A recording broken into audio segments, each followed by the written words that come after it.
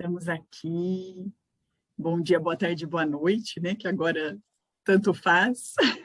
Eu sou a Lidiane, faço parte da equipe Ler e Cuidar-te. É um projeto idealizado pela Cris Bueno, que junto com uma equipe tem um objetivo de convidar você para um encontro de si mesmo, por meio da arte e do bem-estar. Nós estamos no Facebook, no Instagram, e divulgamos a literatura terapêutica de autoconhecimento e de autocuidado. E hoje, né, nossa grande convidada é a Juliana Ferrari, que gentilmente aceitou nosso convite para estar aqui com a gente falando sobre o Setembro Amarelo. Um tema difícil, né, mas que a gente vai trazer aí um pouco de conhecimento e o que realmente a campanha promove, né? O grande objetivo é trazer consciência e reconhecer, né, que muitas vezes essa situação acontece. E muitas, né, inclusive, né, porque tem aí dados bem significativos também em relação a esse tema. A Ju, além de uma grande amiga que eu conheço há muito tempo, é graduada em psicologia, formada pelo Mackenzie, tem mestrado também pelo Mackenzie, um MBA em gestão de pessoas, está terminando a pós-graduação em psicologia positiva, é professora, colega de graduação e de pós-graduação, consultora do quadro Mundo Corporativo da Rádio CBN, Grandes Lagos, faz parte do colegiado do Grupo Mulheres do Brasil, do Núcleo de São José do Rio Preto, e é conselheira do Instituto As Valquírias, minha grande amiga, e que, Ju, primeiro quero super te agradecer por ter aceitado esse convite, né, de ser nossa convidada do mês aí, para falar desse tema tão importante, e que eu sei que também faz parte, né, assim como tem a sua formação, tenho certeza que vai ser um bate-papo gostoso, de reconhecimento desse assunto, né, e também de consciência aí para a gente poder trabalhar um pouquinho melhor a nossa saúde mental, ter os cuidados tanto com a gente quanto com as pessoas que fazem parte, né, do nosso mais próximas da gente também. Obrigada, querida. Eu agradeço. Obrigada, Lídia. É um grande prazer estar aqui com vocês. E agradeço também pela nossa amizade, pela parceria. Estamos nessa luta juntas, Lídia. Legal, Ju. Eu estava olhando o site, né? Tem um site que se chama Setembro Amarelo, e é muito interessante, né? Porque olha só, né? Começou, né? O primeiro ano de campanha foi em 2014, pela Associação Brasileira de Psiquiatria, em parceria com o Conselho Federal de Medicina. E teve, né? Oficialmente eles decretaram, né? O dia 10 de setembro como dia oficial, né? Um dia mundial de prevenção ao suicídio. E de fato são dados, né? Bem significativos. E o site ele mostra também que um dos grandes temas, né, uma das grandes causas, né, do suicídio está muito relacionada à depressão, a transtornos bipolares e também a questão de vícios, né? Aí eu acho que vícios não só álcool, drogas e outras coisas também. Álcool, drogas lícitas e ilícitas, isso mesmo. E são dados muito significativos, né, Ju? Que, assim, a gente estava até, né, falando um pouquinho antes lá na live, que acabou sendo cancelada, estava comentando com a gente essa questão dos motivos, o que leva uma pessoa, né, a fazer, a cometer esse ato. Olha, Lídia, é tão importante a gente estar falando sobre isso, né? Que um dos mitos que se tem é que não pode se falar sobre suicídio, né? E a gente tem que falar, porque grande parte das pessoas já foram salvas, por isso que a gente chama mês de conscientização da vida, por conta de abrir, de falar com alguém, de pedir ajuda, né? E a pessoa, o foco central, né, do ato do suicídio é porque a pessoa tem um grande sofrimento interno, uma grande dor que ela precisa ela, num ato de desespero total, ela comete o suicídio. A gente tem um dado importante que a grande maioria quem realiza são homens, só que a tentativa são mulheres. E a gente percebe pelo índice elevado de depressão e doença mental na mulher, provavelmente a mulher não acontece o ato por conta da força física. Então, a gente falar sobre isso para todos os gêneros, para todas as idades, independente, né? Até coloquei hoje um post no meu Instagram que fala sobre criança não tem depressão, criança, sim, né? Também é outro mito, né? Criança, sim, tem doença mental, principalmente com tanta sobrecarga. E a gente também tem uma outro ponto importante, que a grande maioria, quando a gente fala assim do setembro amarelo, esses mitos, assim, a gente precisa parar, né? Por exemplo, eu coloquei aqui uns pontos importantes, que pessoas que falam sobre suicídio não têm intenção de matar. Sim, mentira! A grande maioria das pessoas que, de alguma forma, falaram direta ou indiretamente, chegaram ao ato. Então, observem os sinais. Outro mito, a maioria dos suicídios acontece repentinamente, sem aviso. Não. A maioria acontece por alguns sinaizinhos, né? Discreto de comportamento, essa reclusa, esse momento de ficar mais isolado, ou a pessoa às vezes não quer, costumava conversar, te ligar e para de te ligar. Cuidado de você falar, olha, você está sumido. E sim, sinto a sua falta. Eu posso te ajudar? Né? O que está acontecendo? Estou aqui. Né? Então, existem formas também da gente lidar, porque também tem um mito que é a falta de covardia, né? Falta de coragem ou falta de Deus no coração.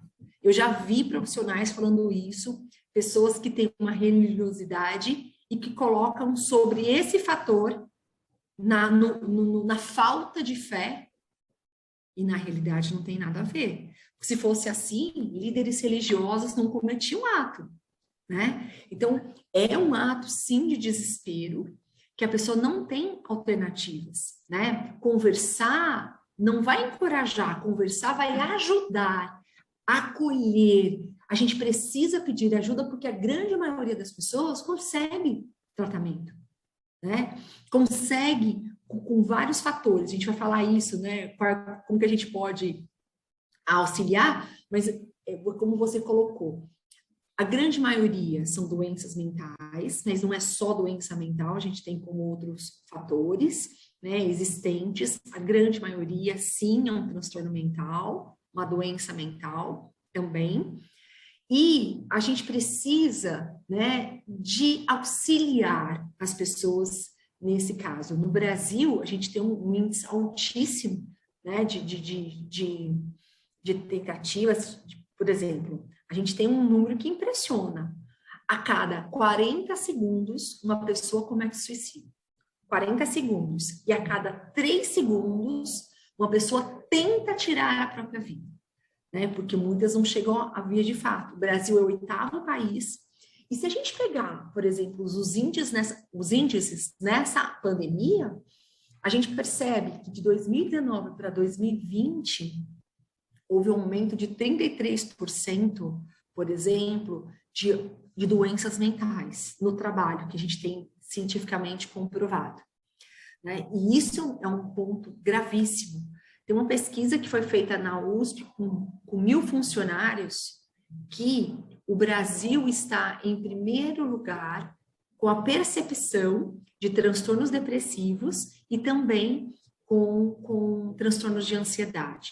A gente já tem uma classificação, Lide, que o Brasil está em primeiro lugar, né, de afastamento por transtornos de ansiedade. Em primeiro lugar. E quinto lugar, por afastamento e por transtornos depressivos.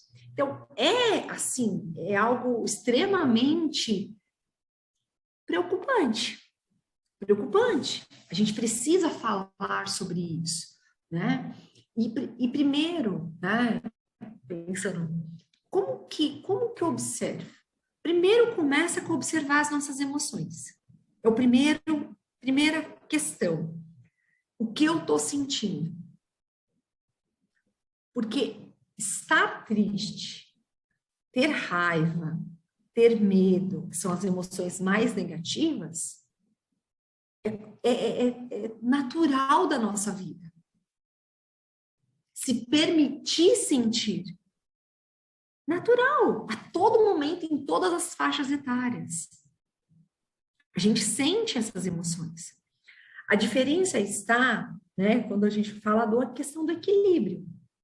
Não sentir pode fazer mal, e sentir e não ter mecanismos para a gente lidar, para a gente agir, no sentido que também uma ação seria pedir ajuda, isso é uma ação, não é? Você tem que fazer sozinho. Reconhecer, né, Ju? Acho que até reconhecer, né? Nossa, eu tô com medo, né? E esse medo me impulsiona, né? Ele vai me fazer tomar cuidado, porque o medo é bom também, né? Porque eu tô com medo, então eu também vou tomar cuidado, vou me cercar, vou sentindo, né? Vou com mais cuidado, mesmo com mais atenção. Mas também tem aquele medo, peraí, ele tá me travando, né? Que eu Isso. reconhecer. Eu fiquei Primeiro muito é o dessa reconhecimento. Exatamente. Primeira coisa é reconhecer. Reconhecer o que você está sentindo, né? Isso acontece através do nosso autoconhecimento.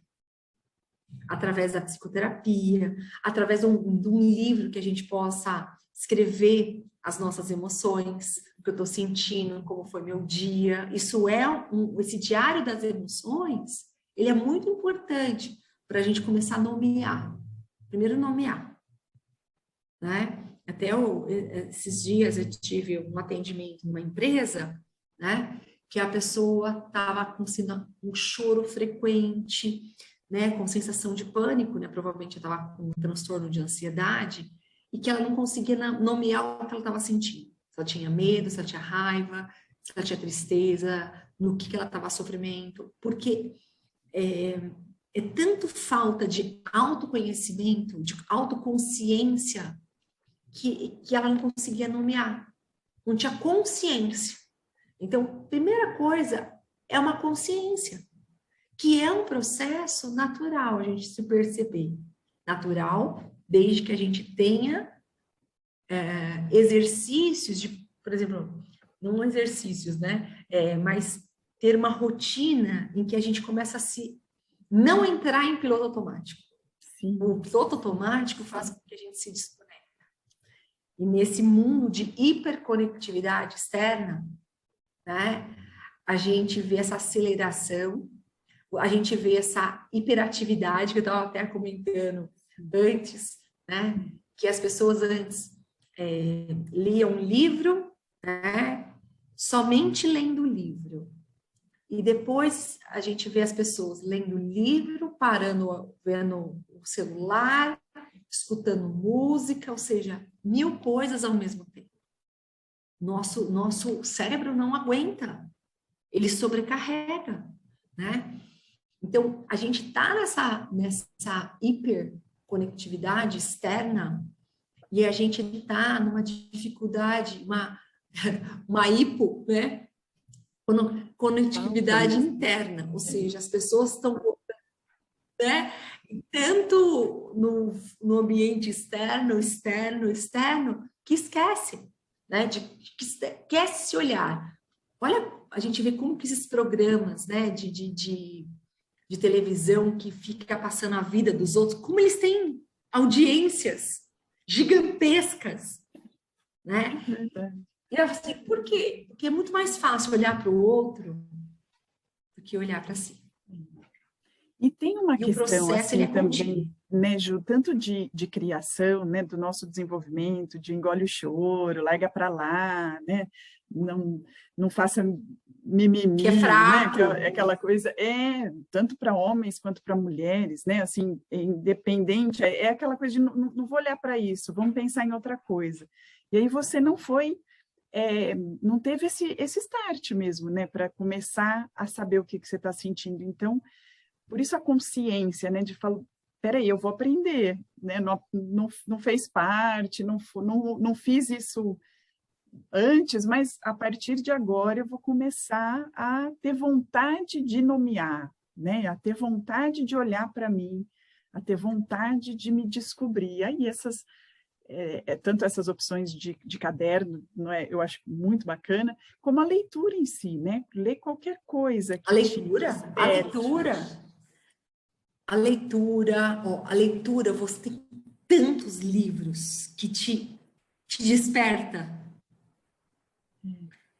Tantos livros maravilhosos que nos faz a gente se permitir, né, reconhecer-nos e permitir esse florescimento, esse crescimento interno com resiliência para a gente lidar com tudo isso. Então, é possível, né? Então, ele começa com essa autoconsciência e depois, a próxima etapa, né, para a nossa saúde, é você controlar essas emoções. Que é quando você passa pelo autocontrole, pelo gerenciamento do estresse, que a nossa vida sempre terá, é gerenciar essas emoções, como você citou muito bem, o medo, né? Ele tem de positivo a proteção, o planejamento, ele nos protege, né? Como a gente vê nessa pandemia, ele protege, o medo protege a gente, se cuidar, né? A nossa saúde, usar máscara, fazer higienização das mãos, etc, etc. O excesso dele é que paralisa, né? Que faz com que a gente tenha o foco no futuro, a preocupação, preocupar, foco no futuro, a emoção é um medo excessivo por algo que a gente não consegue nomear, que não está ao nosso alcance. Então, a gente coloca muita coisa me preocupando, ocupando o meu tempo com coisas que a gente não pode controlar. E quando a gente aciona isso, não tem esse mecanismo de controle, então, peraí, primeiro eu vou sentir um medo, então vamos lá. Tô sentindo um medo do quê? Eu tenho uma reunião importante, tal. Tá, o que eu posso fazer? Né? Vou colocar os tópicos aqui, me preparar. Então, o que a pessoa não faz? Eu tô com medo, mas será que vai dar certo?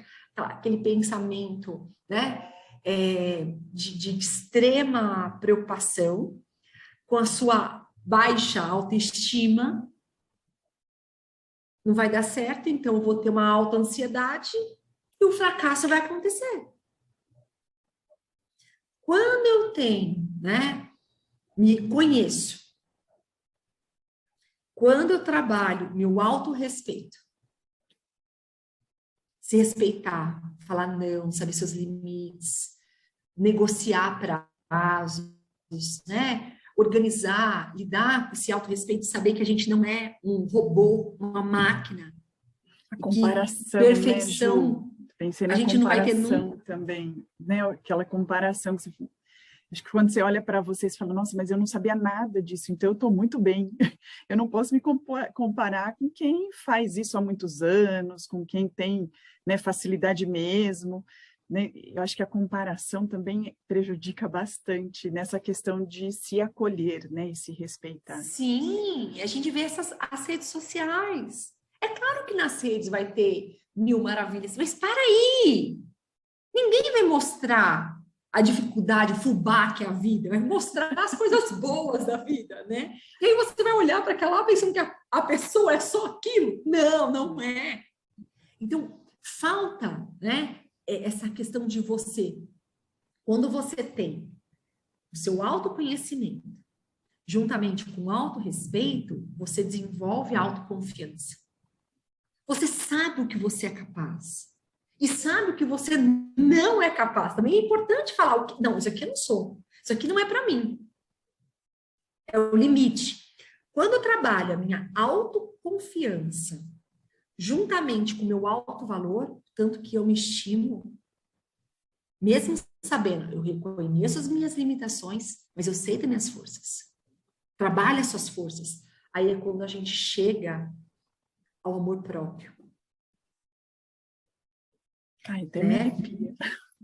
Eu fico arrepiada, porque eu acho que é bonito isso, né? Assim, quando a gente começa a olhar, você começa a também ter essa questão da gratidão, né? De reconhecer, de falar, caramba, né? Eu sei mais do que eu imaginava, nossa, eu nunca pensei e eu consegui um pouquinho, eu me dei esse direito, ou eu disse não também, e como a gente, né, fica bem também, né? Como até...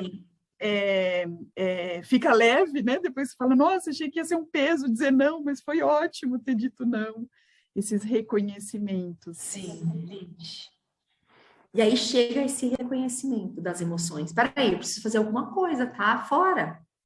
Então, a autoconsciência, o autogerenciamento, o autocontrole, juntamente com a automotivação. Eu preciso fazer algo. Isso é um foco que leva, né, a ter mais saúde. E muitas vezes a gente, e é um processo importante falar, que ele tem que ser contínuo na nossa vida. Não existe metas para isso. Minha meta é ter saúde mental. Isso é um conceito distorcido. Minha meta é ter saúde mental. É meta para a vida. Porque a vida nossa é assim. Né? Então, ela não tem que ser meta, ela tem que ser um processo contínuo na nossa vida. Né? E a gente tem que reparar, né? E, assim, um dos focos importantes para a gente trabalhar a saúde mental, né, é o foco no presente. Né? A gente falou muito do medo, que é uma emoção do futuro, e também tem a tristeza, que é uma emoção muito importante para a gente falar do Setembro Amarelo, que é muita ruminação emocional. Que a gente não tem que engolir o que foi, o passado que traz a tristeza, mas a gente tem que trabalhar, elaborar, ressignificar.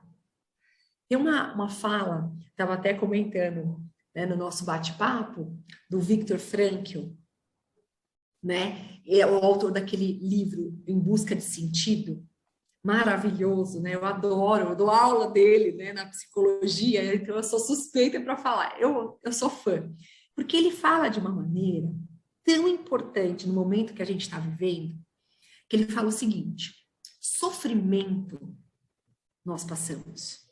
Agora, um sofrimento sem sentido e significado leva ao desespero. Muito bem. Quando você falou a importância, que você ficou arrepiado, que é a gratidão, é um senso de sentido na nossa vida. Você é grato por quê? Né? Então, a gente precisa, sim, trabalhar com as emoções positivas, e não estou falando da positividade tóxica. O que é a positividade tóxica? É quando tudo é alegria e amor. Você não se permite ter tristeza, medo, raiva. Não. Isso é terrível. E isso gera doença mental, né, também. Porque a gente o ser humano autêntico, íntegro, ele é tudo. Ele tem todas as partes saudáveis e não saudáveis. Isso é um todo, né? Então, quando a gente tem uma vida que a gente não consegue nomear, dar significado, a gente precisa trabalhar isso, né? Tem uma contribuição da psicologia positiva, né? Até eu terminei, eu nem falei para você, né? Eu terminei o ano passado após. Eu tô com o semestre. Assim, tem uma fala tão interessante, né? Desse estudo científico da psicologia positiva, que é o modelo PERMA, né? Que é o que? Você cultivar emoções positivas. O que é cultivar emoções positivas? é você, que não é a positividade tóxica, né? Por quê? Porque por que a gente tem que trabalhar com as emoções positivas? Porque o nosso cérebro, por conta da era da caverna, da nossa espécie, o homem, ele passa por muitos riscos reais para a sobrevivência. Então, por exemplo, um barulhinho que era da natureza, por ter perigos reais iminentes, o homem já gelava como se tivesse, por exemplo, uma onça na minha porta aqui na frente, querendo me atacar, né?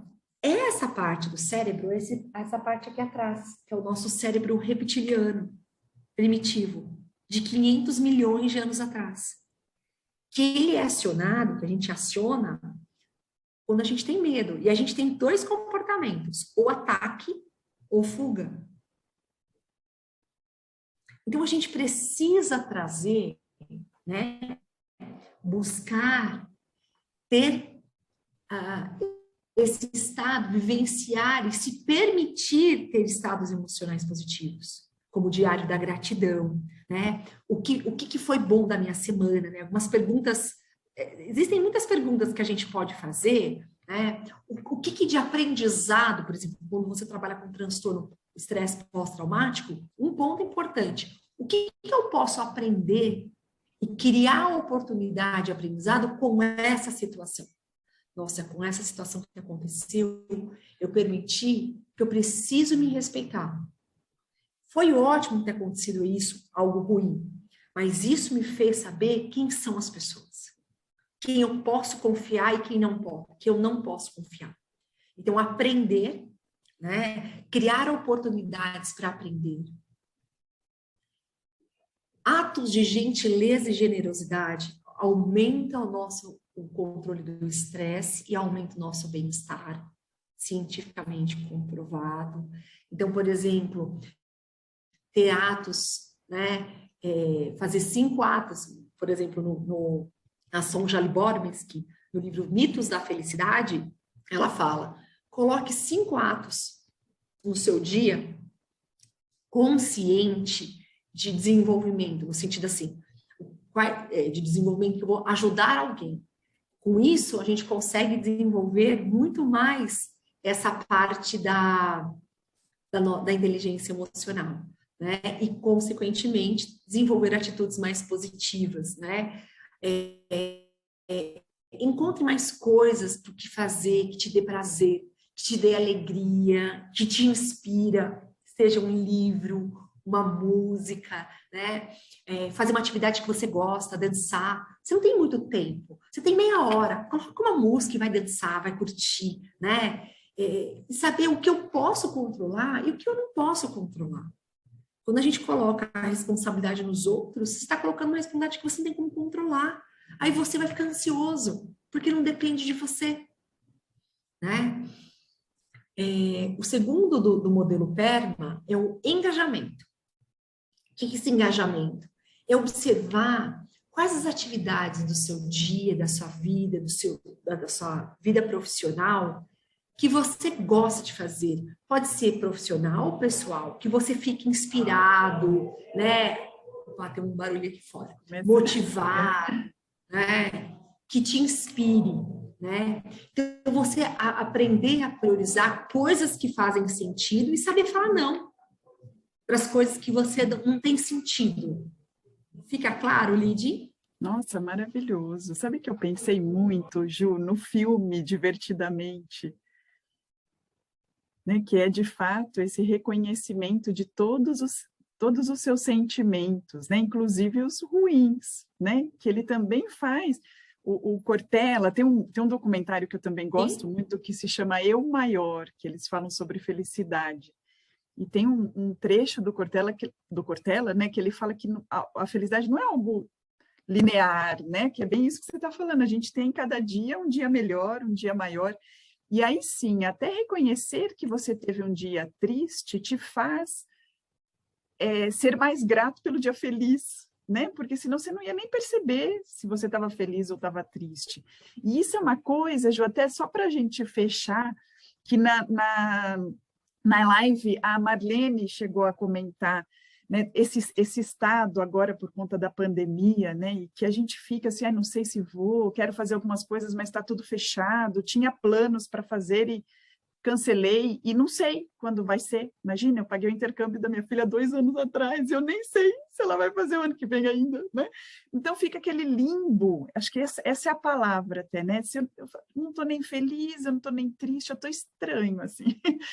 E aí a gente também acha que é uma depressão, mas que, na verdade, é um momento, é reconhecer também esse momento mundial, né?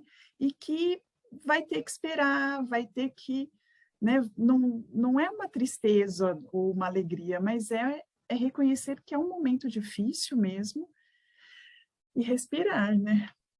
Para trazer essa... Respirar, meditar lenta e profundamente, né? Fazer atividade física. Isso tudo me ajuda a ter mais paciência, a saber que as coisas têm sua hora. Quando você consegue colocar, nomear no caderno o seu dia para trazer mais significado, né? Isso vai conseguir você nomear e sair do mental que desgasta da gente, né? Desgasta muito. Você contar com a rede de apoio, os amigos são importantes, os familiares são importantes, sabe? A gente não está sozinho nesse mundo, né? Se permitir esse momento, sabe? A gente é um ser social, a gente depende das pessoas, né? Tirar o orgulho, o egoísmo. Puxa vida, vamos lá pedir. Tem muita coisa bacana, né? Ter esse significado também, né? Outro ponto, ter uma vida com sentido, significado, que te motiva, que faz, né? Dá sentido do que você faz. Isso te dá um norte para onde você vai, para onde você quer, né? Uma atividade, seja leitura, seja uma culinária, seja trabalhos manuais, aquilo que você se conecta, né? Para isso, muitas vezes, você tem que ter objetivos. Coloque um objetivo, sonhos e traça metas, mini metas para alcançar. Né? Então, eu quero aprender uma língua. Qual o primeiro passo? Saber de que forma que eu vou fazer. Se vai ser um curso síncrono, se eu vou aprender, qual vai ser o meu horário. Então, pegue esses objetivos e coloque em mini metas. Né? E essa questão de você criar, né, um ponto final assim que eu queria deixar, essa questão do acreditar, né, do acreditar, da esperança, não perder a esperança, né, a gente colocar a fé de tudo aquilo que você fez, que você já superou, que você vai, né, não é fácil, não é lindo e não é romantizado, mas a gente às vezes coloca fé, né, no boleto que vai chegar, você tem certeza, fé é aquilo que você não precisa, sem certeza que aquilo vai acontecer, né? E às vezes a gente coloca a nossa fé em tantas coisas, assim, que a gente, nossa, colocar fé num boleto, né? Tenho certeza que ele vai chegar. Por que a gente não coloca uma fé? Ou ganhar na cena que eu nem jogo, né? Meu sonho é ganhar na cena, mas eu nem jogo. Nem joga, né? Exatamente.